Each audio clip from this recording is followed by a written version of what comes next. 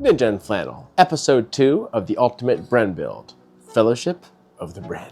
Besides being Episode 2 of the Ultimate Bren Build, this is also a standalone review of the HP Industries Handguard. So if you're only here for the Handguard, you should be just fine, but feel free to check out Episode 1 of the other things we've done to this brand so far. Now, a couple of important notes before we get started. Any links for stuff you want to buy or you're interested in would be on my website, which will be a link in the description.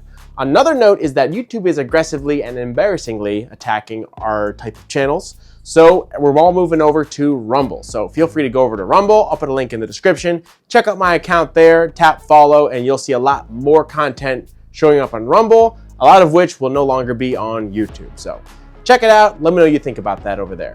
On a different note, if you're interested in this overall build and you want to have somewhat of a say, throw a comment on what you think we should use for a brace, optic, front grips, weapon lights, all that stuff.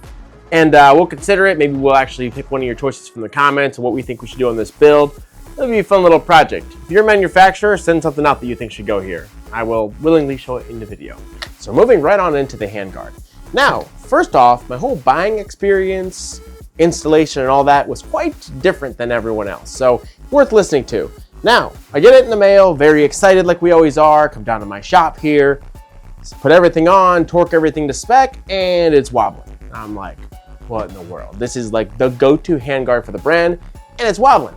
So I message HP, like thinking maybe they got an issue with their line or something's wrong with their manufacturing specs or whatever.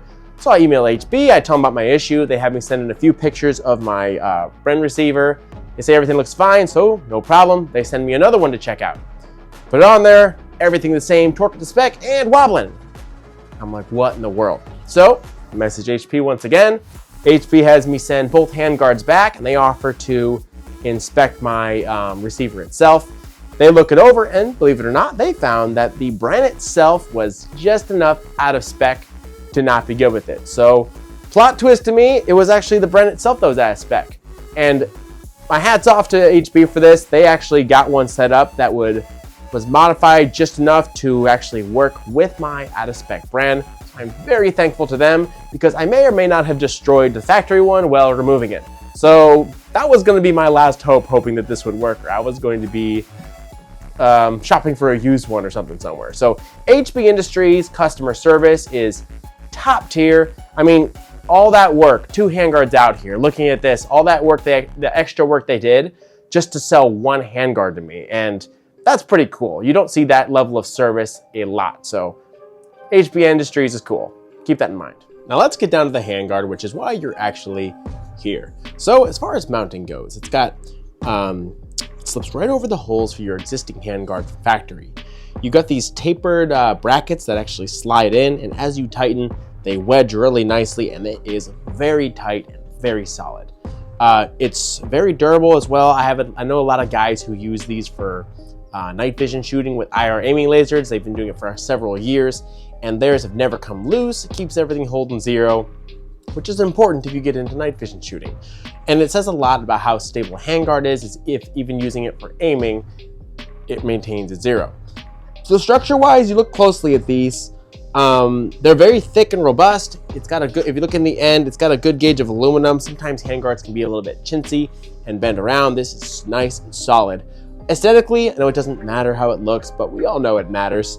If you look closely, you got these nice weight relief cuts everywhere, and they just give it a really good overall look. And on top of that, they actually sell little kits with grip tape that fill all those voids and give you nice grip. And then on top of that, I'll add M-lock blanks that also are grippy. So at the end, it gives you a really good grip for your fingers, and it's pretty nice.